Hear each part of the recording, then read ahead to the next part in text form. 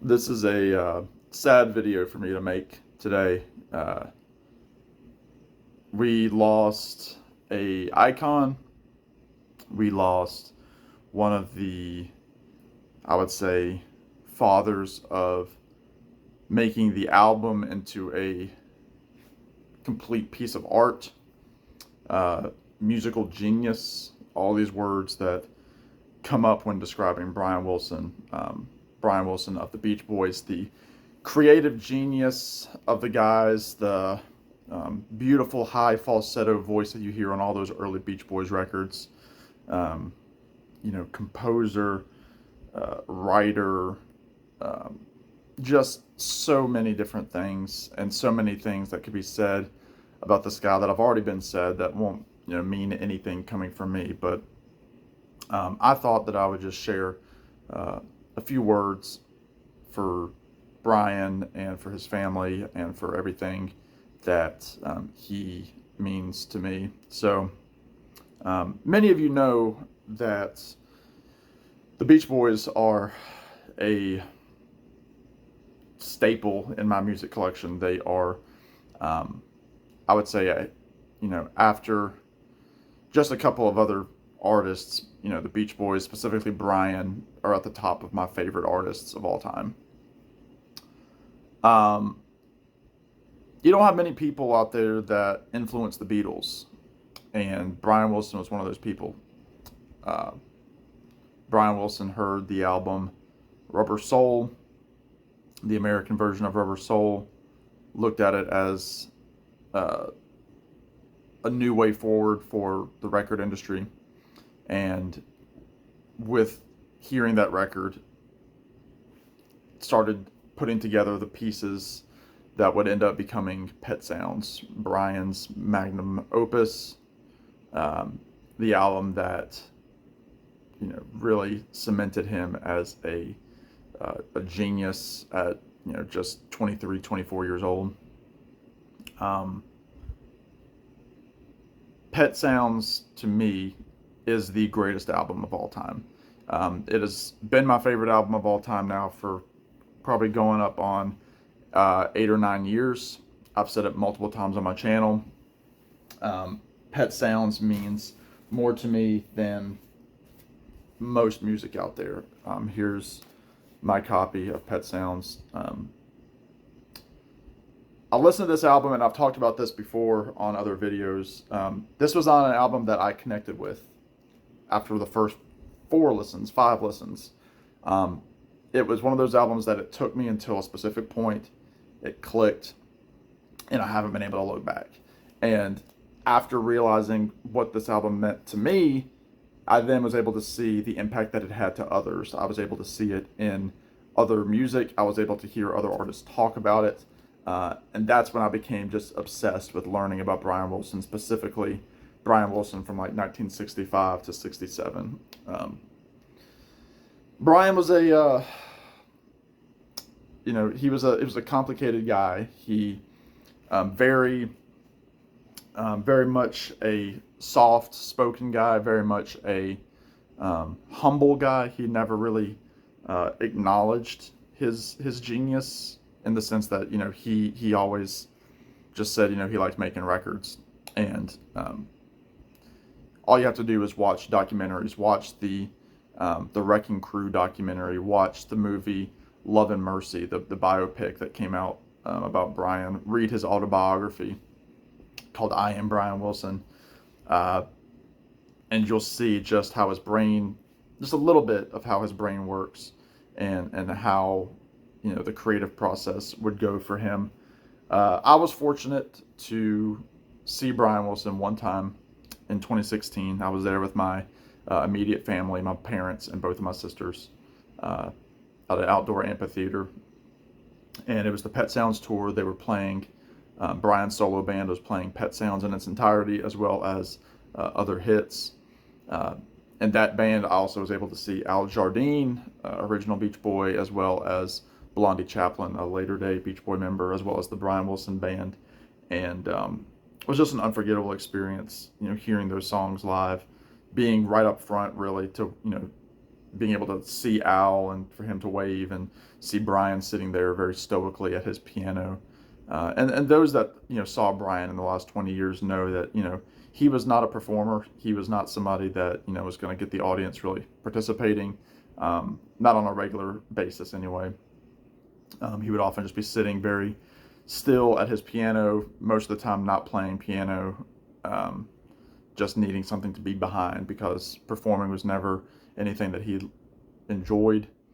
He quit touring with the Beach Boys in 1964.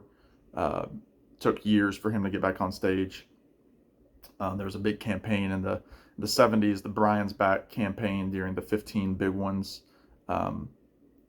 record that the Beach Boys put out. One of the earliest memories of the Beach Boys was from this record. We also had a cassette tape growing up of the greatest hits. This is the Sounds of Summer. Had all the the hits that you would want to hear for Brian Wilson and the Beach Boys. California Girls, Wouldn't It Be Nice, Help Me Rhonda, God Only Knows, all that stuff. So this was like, I was learning a little bit more about the Beach Boys. It was 30 songs. I did not know all 30 songs when I grabbed the CD at Barnes & Noble or wherever it was. This was a huge blueprint for getting into the Beach Boys. It still is. I have a second copy of it, the remastered version. But this is the original that I got, 10 or 15 years ago now, if not longer. My parents, when I first got my first Crosley suitcase record player, my parents got me this record to go with it. Well, shortly thereafter, I should say. The first record I owned for my own collection was Abbey Road, and then this was, I think, the second. No Peer Pressure. It was the last. It was the last real vocal record by Brian Wilson. He would put out another album a few years back called At My Piano, which was just him playing piano on a very simple arrangement. So this ends up being the last, fully realized Brian Wilson original record. And it's, littered with all sorts of, guest stars. Some of the songs are good. Some of them are pretty cheesy. But I was so excited to have this record to listen to, Brian. And this is when I was really getting into Brian. There he is at the time of this record. This came out around the time as the biopic Love and Mercy, which I mentioned earlier. Saw that in theaters with my mom and my youngest sister. And, just seeing the performances in that, especially them focusing in on the Pet Sounds period, as well as the Eugene Landy, his psychiatrist years in the 80s, which was played beautifully by Paul Giamatti and John Cusack. And just seeing that, and then reading his autobiography at the same time, reading all these stories, getting the the Smile CD with all of the Beach Boys Smile sessions that came out in 2011, I think. Getting into that, watching the YouTube videos of Brian Wilson. Brian Wilson is a big reason why I'm friends with some of you on YouTube, especially my buddy Tommy from Tommy's Musical Adventures. Tommy's a huge Brian fan. He might have his own video later. But again, just the memories that I have of this record. My youngest sister and I would really get into a few of these songs together and still sing them when we can. And just a lot of great memories with this, even if it's not the best Brian Wilson record. In my opinion, the best solo Brian Wilson record is That Lucky Old Sun. If you don't have this record, get it. You can often find this discounted online. It's just a beautiful record. It's a love letter to California. It's all based around the theme of That Lucky Old Sun, the Gillespie and Smith tune that's been covered by so many other artists. But check out the song Good Kind of Love. That was a kind of a single from it. It sounds like it could have been like a Beach Boys single. There's great narration by Van Dyke Parks, who did a lot of the writing for Smile with Brian, and has had his own career in itself. He did an album with Brian in the 90s called Orange Crate Art. So some collaborators on here is Brian's band, but this is a beautiful, beautiful, beautiful um, record. It's a concept album. It sounds like this album cover. It sounds like summer. It's fresh. It's just a great, great, great record. I believe this was the record that Brian created when he signed back with Capitol Records uh, in 2000 and was it 2008? Yeah. So check out that Lucky Old Sun if you don't know it. And then you have the fantastic debut by Brian, which also, is very dated in a lot of ways with the production. Came out in 1987. Is that right? 88. Lots of producers on here. It was littered with controversy about who wrote what. Eugene Landy was all over this in a lot of ways, controlling. But Jeff Lynne produces a little bit on here. Andy Paley has a big part in the writing on here. So just some very good stuff. This is his signature record. The first song, Love and Mercy, is absolutely gorgeous. Check out the song Love and Mercy. Again, seeing him do that live in 2016, it was the only one of his solo songs that he sang, and he closed the show with it.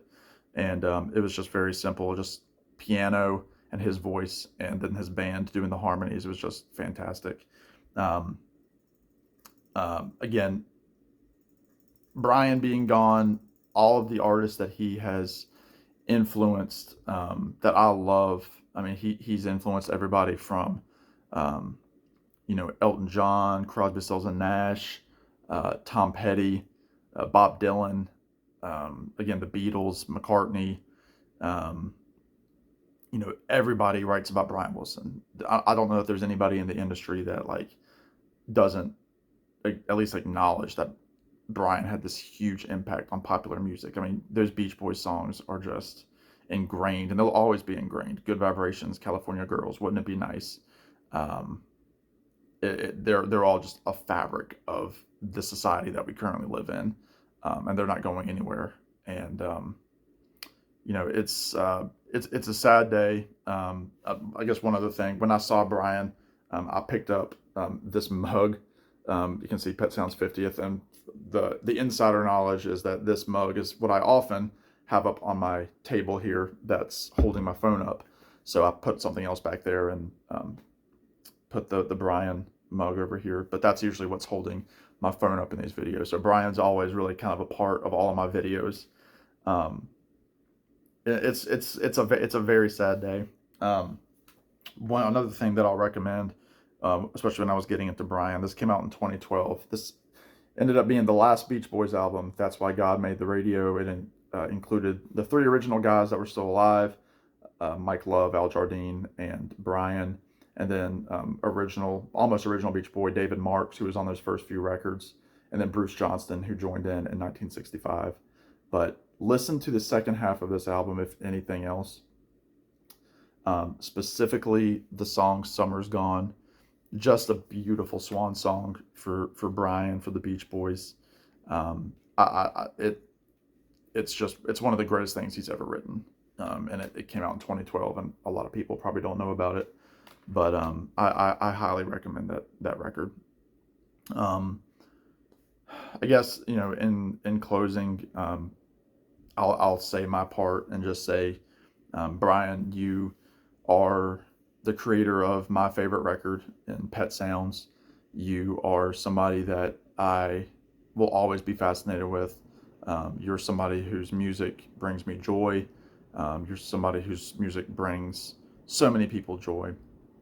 It was an absolute blessing to get to see you play in 2016, and I just am forever grateful for all the music you gave us. I'm so thankful that you got to live long enough to see your legacy kind of unfold, and that you were able to get past a lot of those demons that you had in the early years into the 80s. Just very, very, very, very emotional today. So before this video started, I listened to Pet Sounds, and it's only fitting that hearing the song, I just wasn't made for these times. Brian, I can say now that you were indeed made for these times, because these times wouldn't have been able to have the same sliver of joy that they do now if it weren't for you and your music. So um, that's all I've got, everybody. Please go listen to Brian Wilson today and the Beach Boys. And yeah, love you, Brian.